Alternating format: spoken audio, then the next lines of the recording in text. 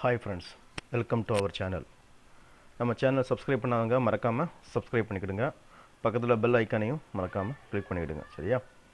So நம்ம முந்தா நாள் ஒரு 3 வீடியோ போட்டோம். Junior secretariat assistant, horticulture assistant, junior engineer contract பேசிஸில். ஸோ 3 வீடியோ எல்லாத்துக்கும் வந்திருக்குன்னு நினைக்கிறேன். ஸோ இருந்தாலும் வீடியோ பார்க்காதவங்க நான் டிஸ்கிரிப்ஷனில் இந்த 3 வீடியோட லிங்க்கை கொடுக்குறேன். மறக்காமல் யூஸ் பண்ணிக்கிடுங்க. சரியா? பார்த்து யூஸ் பண்ணிக்கிடுங்க.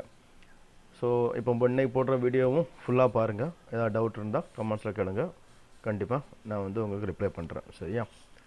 ஸோ இன்றைக்கி நம்ம என்ன வேலை வாய்ப்பு பார்க்க போகிறோம்னா, நேஷ்னல் இன்ஸ்டிடியூட் ஆஃப் டெக்னாலஜி திருச்சிராப்பள்ளியில் வேக்கன்சி போட்டிருக்காங்க. சரியா? அது சம்மந்தமாக பார்க்க போகிறோம். 101 வேக்கன்சி போட்டிருக்காங்க. சரியா? அந்த 101 வேக்கன்சி என்ன, எதெல்லாம் வேக்கன்சி இருக்குது, அது குவாலிஃபிகேஷன் என்னது, என்ன சேலரி இருக்கும் அப்படின்னு சொல்லிட்டு நம்ம ஃபுல்லாக ஃபர்தராக பார்க்குறோம். சரியா? ஸோ இதில் ஒரு 4 விதமான போஸ்ட் இருக்குது.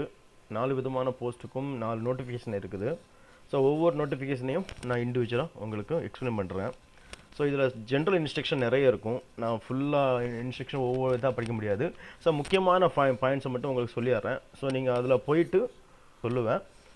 ஸோ அதை நீங்கள் ஃபுல்லாக பார்த்து நீங்கள் அந்த நோட்டிஃபிகேஷனையும் டவுன்லோட் பண்ணிக்கலாம். சரியா? டவுன்லோட் பண்ணி நீங்கள் ஃபுல்லாக படித்து பாருங்கள். ஏன்னா அது நோட்டிஃபிகேஷனை ஃபுல்லாக சொல்லணும்னா ரொம்ப டைம் எடுக்கும். ஸோ உங்களுக்கு முக்கியமான பாயிண்ட்ஸ் மட்டும் நான் உங்களுக்கு சொல்லிடுறேன். இப்போ தான் நீங்கள் நோட்டிஃபிகேஷன் டவுன்லோட் பண்ணி ஃபுல்லாக என்னென்னு பார்த்துக்கிடுங்க. சரியா? ஃபஸ்ட்டு நம்ம என்ன பார்க்க போகிறோம்னா, recruitment of post of junior assistant, senior assistant and stenographer. So இந்த 3 விதமான போஸ்ட் பார்த்துட்ருக்கோம். 16/12 தான் நோட்டிஃபிகேஷன் கொடுத்துருந்தாங்க. ஆனால் நம்மளுக்கு கிடச்சது இன்னைக்கு கிடச்சிருக்கு.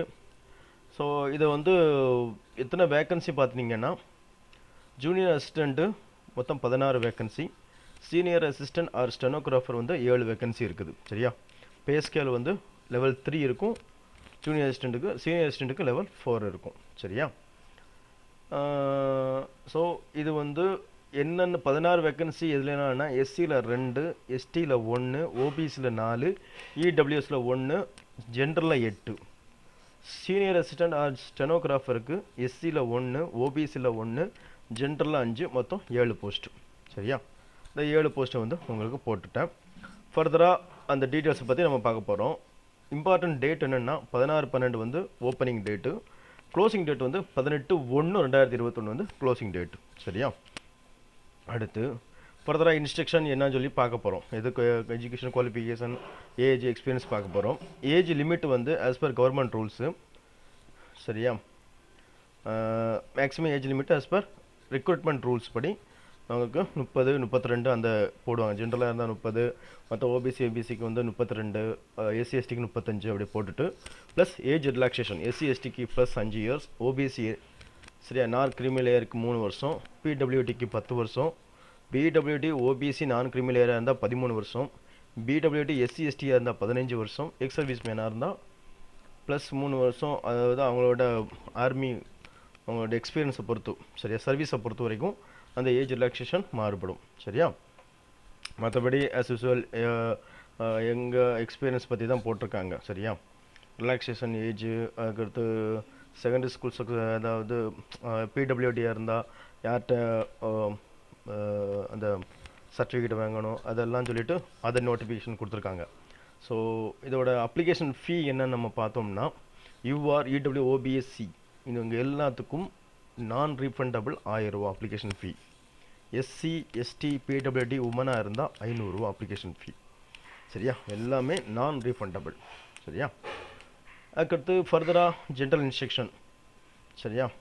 டிகிரி கரெக்டாக முடிச்சிருக்கணும்.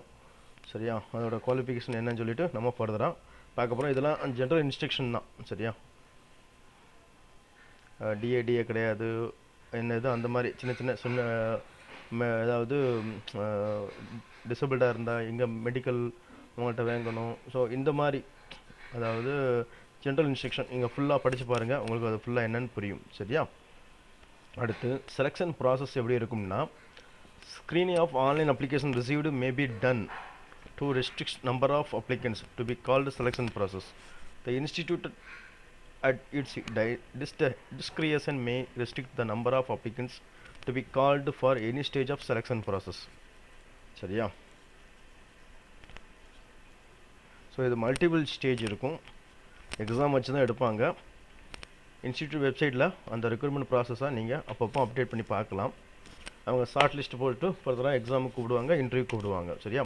அதை வந்து நீங்கள் வெப்சைட்டில் அப்டேட் பண்ணி பார்த்துட்டே இருக்கலாம். சரியா? ஸோ செலெக்ஷன் ப்ராசஸ் மே கன்சிஸ்ட் ஸ்க்ரீனிங் டெஸ்ட்டு, சரியா, skill test, main written test, 3 இது கொடுக்குறாங்க. ஸோ ஷார்ட் லிஸ்ட் ரெடி பண்ணிவிட்டு ஸ்கில் டெஸ்ட் எடுத்து அதுக்கு மெயின் ரிட்டன் டெஸ்ட்டு வந்து கொடுக்குறாங்க. சரியா? டாக்குமெண்ட்ஸ் என்னென்ன documents, 10th 12th certificate, UG certificate, community certificate, OBC certificate, EBC certificate, disability certificate, ex service man, ID card, NOC certificate எல்லாம் கரெக்டாக பக்காவாக கொண்டு போகணும்.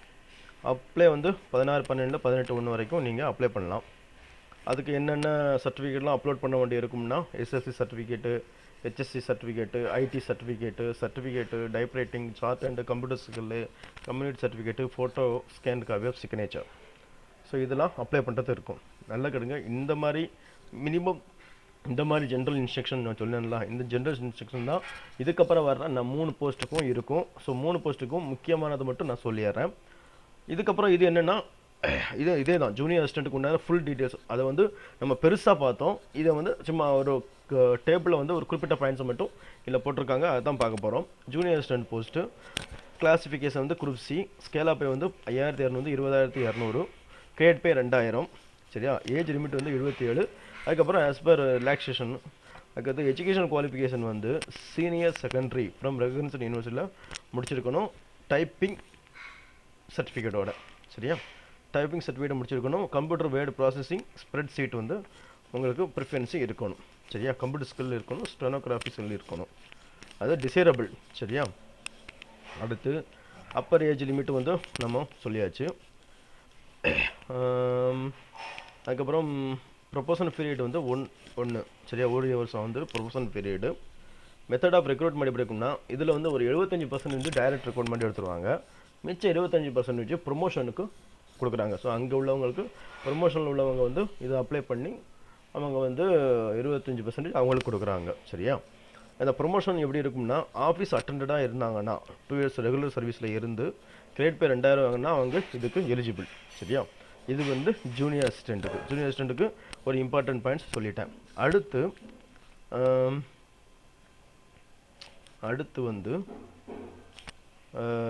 Senior assistant or stenographer. சரியா? இவங்களுக்கு 5200 to 20,200, கிரேட் பே வந்து 2400, ஏஜ் லிமிட்டு 33. இவங்களோட எஜுகேஷன் குவாலிஃபிகேஷன் பார்த்தீங்கன்னா 12th ப்ளஸ் டைப்பிங் ஸ்பீடு. சரியா? கம்ப்யூட்டர் இருக்கணும். சரியா? டிசைரபிள் வந்து கம்ப்யூட்டர் ஸ்கில் இருக்கணும், ஸ்டெனோகிராஃபி இருக்கணும், பேச்சுலர் டிகிரி இருக்கணும். சரியா? டிசைரபிள். சரியா? இவங்களுக்கு 1 வருஷம் தான். ஏன்னா இதில் வந்து டைரக்ட் ரெக்ரூட்மெண்ட் வந்து 50%, ப்ரொமோஷனுக்கு 50% கொடுக்குறாங்க. சரியா? இதுக்கு ப்ரொமோஷன் எப்படி இருக்கும்னா, அட்லீஸ்ட் 5 வருஷம் regular service junior assistant skill இருந்திருக்கணும். சரியா? ஆர் அட்லீஸ்ட் 5 வருஷம் combined service of office attender இருக்கணும், ஆஃபீஸ் அட்டெண்டடாக இருக்கணும். சரியா? அவங்க வந்து இதுக்கு எலிஜிபிள். சரியா? ப்ரொமோஷனுக்கு எலிஜிபிள். சரியா? மற்றபடி 50% உங்களுக்கு டைரக்ட் ரெக்ரூட்மெண்ட் கொடுத்துருவாங்க. 7 போஸ்ட் இருக்குன்னா அட்லீஸ்ட் 3 இல்லை 4 போஸ்ட் வந்து டைரக்ட் ரெக்ரூட்மெண்ட் இருக்கும். சரியா? இது வந்து இந்த 2 போஸ்ட்டுக்கு உண்டான டீட்டெயில்ஸு உங்களுக்கு சொல்லிட்டேன். அடுத்து இதே இதில் ரெக்ரூட்மெண்ட் போஸ்ட் ஆஃப் சூப்பரிண்டென்ட் கொடுத்துருக்காங்க. சூப்பரிண்டென்ட்டுக்கு வந்து 7 போஸ்ட். அது வந்து எஸ்சி 1, ஓபிசி 1, ஜென்ரல் 5. சரியா? பே லெவல் வந்து 6. சரியா? இதுக்கும் சேம் அதே டேட்டு தான். ஏஜ் ரிலாக்ஸேஷன் அதே மாதிரி தான். செலெக்ஷன் ப்ராசஸும் எக்ஸாம் வச்சு தான் எடுக்கிறாங்க. சரியா? அடுத்து இதோட டீட்டெயில்ஸ் என்னென்னு பார்த்தீங்கன்னா, சூப்பரிண்டென்ட் குரூப் பி 9300 to 34,800, 30 வயசு. இதோட எஜுகேஷன் குவாலிஃபிகேஷன் என்னன்னா, first class of bachelor degree. சரியா? பேச்சுலர் டிகிரி வந்து ஃபர்ஸ்ட் கிளாஸ் முடிச்சிருக்கணும். சரியா? Or master degree in any டிசிப்ளினில் வந்து முடிச்சிருக்கணும். சரியா? 50% மார்க்கோட. சரியா? மாஸ்டர் டிகிரி முடிச்சிருந்தாங்கன்னா 50% மாஸ்டர் டிகிரிக்கு, பேச்சுலர் டிகிரியாக இருந்தால் ஃபர்ஸ்ட் கிளாஸ் முடிச்சிருக்கணும். இது வந்து கம்ப்யூட்டர்ஸ் அப்ளிகேஷன் வந்து நாலேஜில் கம்ப்யூட்டர் அப்ளிகேஷன் வேர்டு ப்ராசஸிங் ஸ்ப்ரெட்ஷீட்டில் நாலேஜ் இருக்கணும். சரியா? இது வந்து சூப்பரிண்டென்ட்டுக்கு உண்டான குவாலிஃபிகேஷனும் எஜுகேஷனல் குவாலிஃபிகேஷன் அண்டு வந்து அதர் குவாலிஃபிகேஷன். சரியா? இதுக்கு வந்து ஏஜ் ஏதை பற்றி சொல்லிட்டோம். இதுக்கு ப்ரொமோஷன் பீரியட் வந்து 1 இயர் தான். இதுக்கு ரெக்ரூட்மெண்ட் வந்து டைரக்ட் ரெக்ரூட்மெண்ட் 75%, 25 ப்ரொமோஷன் இருக்கும். சரியா? ப்ரொமோஷன் வந்து அசிஸ்டண்ட்டாக இருக்கிறவங்க 2 வருஷம் சர்வீஸில் இருந்தீங்கன்னா அவங்க வந்து இது ப்ரொமோஷனுக்கு எலிஜிபிள். சரியா? இது வந்து சூப்பரிண்டென்ட்டுக்கு உண்டான டீட்டெயில்ஸு நம்ம சொல்லிட்டோம். சரியா? சூப்பரிண்டென்ட் 7 போஸ்ட் இருக்குது. 7 போஸ்ட்டுக்கு உண்டான டீட்டெயில்ஸ் சொல்லிட்டோம். அடுத்து என்ன போஸ்ட்னா technician or and senior technician. டெக்னீஷியனுக்கு வந்து 30. சரியா? 4 SC ST 2 OBC 8 2 EWS 14 UR. சரியா? சீனியர் டெக்னீஷியனுக்கு வந்து 2 SC 1 ST 3 OBC 1 EWS general வந்து 8 மொத்தம் 15. ரெண்டுலேயுமே ஒரு பிடபிள்யூடிக்கு ஒரு போஸ்ட் வந்து கன்ஃபார்மாக ஒதுக்குறாங்க. சரியா? இதுக்கு சேம் அதே மாதிரி தான் 16 12 18 1 வரைக்கும். சரியா? எல்லாமே எல்லா செலெக்ஷன் ப்ராசஸும் மேபி எக்ஸாம் வச்சு தான் எடுப்பாங்க. சரியா? Main screening test skill test main test தான். சரியா? இதுக்குண்டான டீட்டெயில்ஸ் நம்ம என்ன ஏதாவது அவங்க என்ன சொல்கிறாங்கன்னா இந்த டெக்னீஷியனுக்கு வந்து selected candidate will be placed in any of the following centre or departments of institute. Architecture chemical இன்ஜினியரில் வந்து போடுவாங்க, கெமிஸ்ட்ரி சிவில் இன்ஜினியர். சரியா? அதுபோல் the candidate should be possesses any following educational qualification as per the recruitment rules. சரியா? Diploma in civil engineering or secondary school physics chemistry இந்த மாதிரி இது. சரியா? எஜுகேஷனல் குவாலிஃபிகேஷன் இருக்கணும். சரியா? அதுக்கப்புறம் செகண்டரி சீனியர் செகண்டரி இந்த மாதிரி. ஸோ இதைத்தான் நம்ம கீழே ஒரு டேபிளில் பார்க்க போகிறோம். ஸோ அதான் அந்த டேபிள் என்னென்னா அவன் சொன்னால் டெக்னீஷியன் வந்து குரூப் சி வந்து ஸ்கேலா பை வந்து 5200 to 20,000 20,200. கிரேட் பே வந்து 2000. சரியா? ஏஜ் வந்து 27 வயசு plus as per relaxation. Educational qualification இது தான் மேலே கொஞ்சம் பெருசாக பார்த்தோம், இது ஃபுல்லாக பார்க்க போகிறோம்.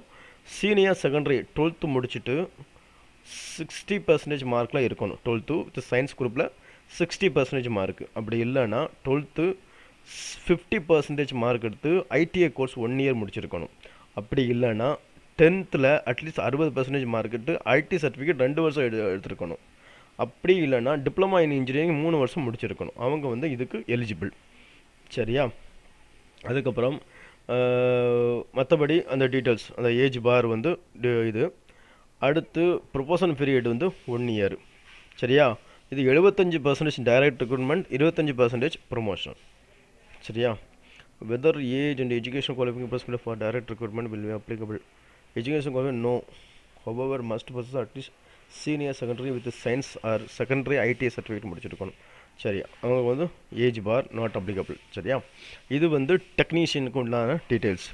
அடுத்து என்னன்னா ப்ரொமோஷன் வந்து லேப் அட்டெண்டன்ட். நமக்கு ப்ரொமோஷன் தேவையில்லை, அட்லீஸ்ட் நமக்கு இதான் தேவைப்படும். அதுக்கு சீனியர் டெக்னீஷியனுக்கு வந்து 5200 சேலரி வந்து 5200 to 20,200. கிரேட் பே வந்து 2400. சரியா? இதுக்கும் சேம் அதே குவாலிஃபிகேஷன் தான். அதாவது 12th ப்ளஸ் சயின்ஸோட வித் சயின்ஸோட 60% மார்க் பண்ணுவோம். ரெண்டாவது 12th plus 50% mark ITI certificate வச்சுருக்கணும். 10th plus 60% mark ITI certificate 2 வருஷம் வச்சுருக்கணும்.